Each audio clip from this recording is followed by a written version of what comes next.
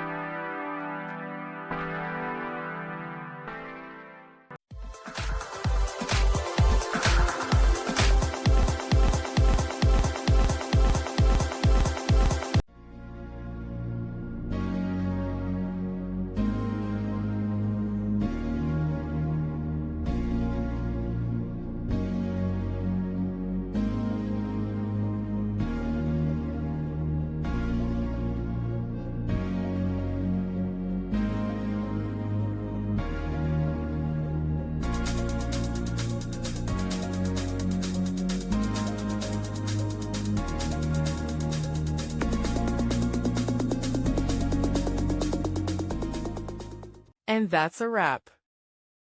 I hope you found the answer you were looking for.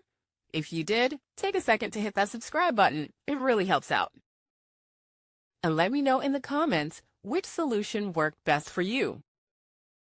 See you next time in the debug zone.